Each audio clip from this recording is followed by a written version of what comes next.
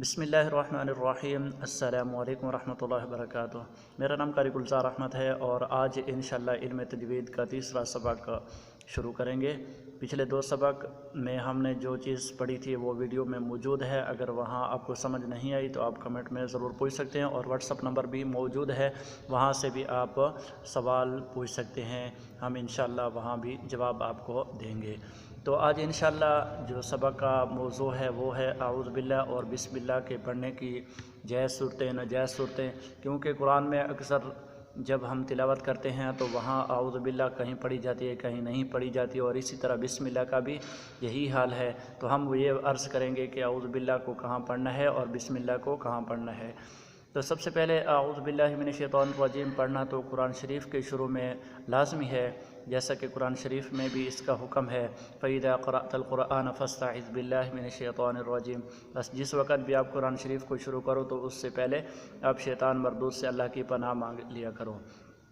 اس کے بعد بسم اللہ کا تعلق ہے، تو بسم اللہ چونکہ ہم دو ہی جگہ پہ پڑھتے ہیں، یا تو ہم شروع میں پڑھیں گے جب تلاوت شروع کرتے ہیں، یا کوئی سورت شروع ہو جاتی ہے، تو یہ دو چیزیں جو ہیں یہ بسم اللہ کے موقع محل ہیں۔ لیکن ان کی جب ہم تفصیل میں جاتے ہیں تو یہ بہت ساری صورتیں بنتی ہیں، جس سے کچھ چیزیں جائز ہوتی ہیں کچھ ناجائز ہوتی ہیں۔ تو سب سے پہلے اعوذ باللہ من الشیطان الرجیم تو وہاں پڑھیں گے جب ہم تلاوت کو شروع کریں گے۔ مثال کے طور پر ہم صبح اٹھے، اس کے بعد ہم نے قرآن شریف کو کھولا تو اس وقت ہم اعوذ باللہ من الشیطان الرجیم پڑھ کے پھر ہم تلاوت شروع کریں گے۔ یا اس طرح ہے کہ ہم تلاوت کر رہے تھے، درمیان میں کسی سے بات ہو گئی، یا ہم درمیان میں کچھ وقف کر کے بیٹھ گئے، خاموشی کر لی یا کچھ بھی کام اور کر لیا، تو جب ہم دوبارہ شروع کریں گے قرآن شریف کو تو اس وقت بھی اعوذ باللہ من الشیطان الرجیم پڑھی جاتی ہے۔ اور اس کے بعد ہے بسم اللہ، تو بسم اللہ جب ہم تلاوت کو شروع کریں گے، اعوذ باللہ کے بعد ہم اگر کسی سورت سے پڑھ رہے ہیں، مثال کے طور پر صبح میں اٹھا تو تبارک الذی سے میں نے تلاوت کرنی تھی، تو اعوذ باللہ تو میں نے لازمی پڑھنی ہے، لیکن بسم اللہ اس لیے پڑھیں گے کہ سورت کا شروع ہو رہا ہے، ہر سورت کے شروع میں بسم اللہ پڑھی جاتی ہے، صرف سورت توبہ کے علاوہ۔ اس کے بعد اس کی صورتیں ایسی ہوتی ہیں کہ کچھ جگہوں پہ جائز ہوتی ہیں اور کچھ جگہوں پہ ناجائز ہوتی ہیں۔ اس کا طریقہ کار اس طرح ہے کہ اعوذ باللہ اور بسم اللہ اور شروع جو آیت ہم کرتے ہیں، مثال کے طور پر تبارک الذی، یہ تین چیزیں ہیں، تین مطلب ایک چیزیں ہیں جن کو ہم نے پڑھنا ہوتا ہے، تو ان کو اگر ہم تینوں کو ملا کر پڑھیں گے یا علیحدہ کر کے پڑھیں گے تو ان کی صورتیں بنتی ہیں چار صورتیں بنتی ہیں۔ تو یہ انشاءاللہ میں تفصیل کے ساتھ ان کو بتاؤں گا، آپ ان کو توجہ کے ساتھ سننا، کیونکہ یہ تھوڑا سا مشکل ہے لیکن اتنا بھی مشکل نہیں کہ آدمی کو سمجھ نہ آئے۔ تو میں نے صبح میں اٹھا تو تبارک الذی سے میں نے تلاوت کرنی تھی، تو میں اعوذ باللہ پڑھوں گا، بسم اللہ کو بھی پڑھوں گا اور تبارک الذی شروع کروں گا۔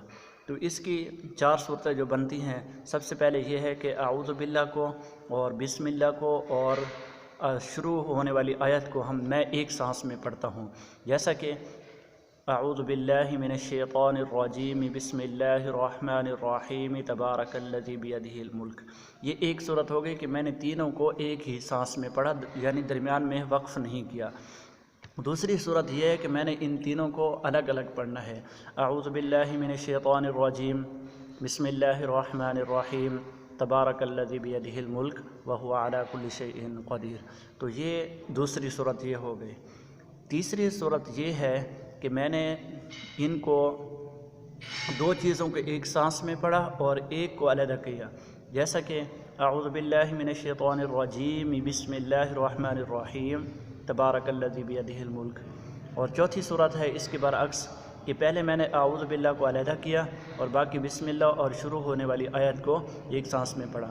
مثال کے طور پر اعوذ باللہ من الشیطان الرجیم بسم اللہ الرحمن الرحیم تبارک الذی بیدہ الملک وہو علی کل شیء قدیر۔ اس میں ساری چیزیں جائز ہیں، لیکن جو آخری ہے اس سے کوشش کریں کہ یہ اس طرح لگتا ہے کہ جو آیت شروع ہونے والی ہے نا، تو یہ صورت یہ بسم اللہ اس کا جز بن رہا ہے، تو اس کا خیال رکھیں۔ لیکن ہیں جائز، چاروں صورتیں جائز ہیں، لیکن آخری صورت کا تھوڑا سا یہ ہے کہ اس میں اختلاف ہے، ایسا سمجھو کہ اختلاف ہے کہ اس پہ آدمی وقف کر لے تو بہتر ہے۔ تو امید ہے کہ یہ باتیں سمجھ آ گئی ہوں گی۔ اگر اس میں باقی یہ 2-3 صورتیں اور بھی بنتی ہیں تو انشاءاللہ اگلی ویڈیو میں اس پہ بحث کروں گا۔